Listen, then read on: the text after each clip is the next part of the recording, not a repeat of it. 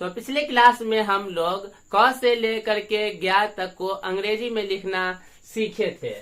ठीक है, अब समझिए हिंदी में हम लोग जो 12 खड़ी पढ़े थे उसी को अभी अंग्रेजी में लिखना समझेंगे। तो पिछले क्लास में हम लोग जान चुके हैं कि क का होता है के। अब इसके आगे समझिए, ये है का जो है क और आ को जोड़ करके बनता है। तो क का याद किए थे के और आ का होता है या तो ए या तो डबल ए। तो यहाँ पे लिखेंगे ए, तो के ए से हो जाएगा का। फिर है ये की, तो की क प्लस ई से मिलकर के बना है। तो क के लिए लिख दिए के और ई के लिए है आई, तो के आई से की। नेक्स्ट की, ये क प्लस ई से मिलकर के बना है। क के लिए लिखेंगे के और ई के लिए डबल ई।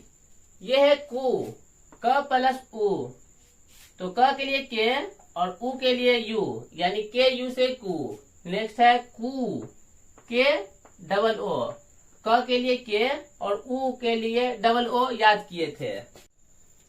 यह है के, तो के लिए लिखेंगे क के लिए के और ए के लिए लिखेंगे ई, तो ये हो जाएगा के ई से के।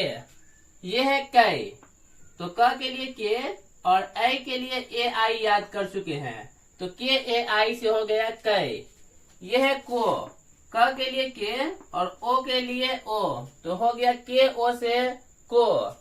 ये है कौ, के लिए क और ए यू से होता है औ, यानी के ए यू से हो गया कौ। कंग, क के लिए याद किए हैं के और अंग के लिए याद किए हैं ए एन, तो के ए एन से हो गया कंग।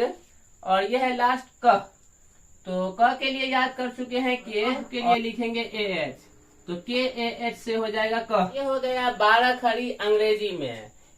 के से क, के ए से का, के आई से की, के डबल ई से की, के यू से कु, के डबल ओ से कु, के ई से के ए आई से कै, के ओ से को, के ए यू से कौ, के ए एन से कंग और के ए एस से क। तो जैसा कि हम लोग हिंदी में सीखे थे 12 खड़ी क का की, उसी तरह से ये अंग्रेजी में है। तो देखिए सारे को आपको याद करने की जरूरत नहीं है, बस एक को आप समझ लें और सारा समझ में इसी तरह से आ जाएगा। ख ग उसी तरह से हो जाएगा। जैसे कि यहाँ पे को है तो के ओ लिख दिए, गो रहता तो जी ओ लिख देते हैं, धो रहता तो डी एच ओ लिख देते हैं। तो आपको ये पहले वाला अ से लेकर के अह तक वो सारा याद होना चाहिए और क से लेकर के ज्ञ तक जो लिखे वो याद होना चाहिए। और ये सब हम लोग जोड़ करके समझ सकते हैं, तो इसको आप एक बार प्रैक्टिस कर लेंगे।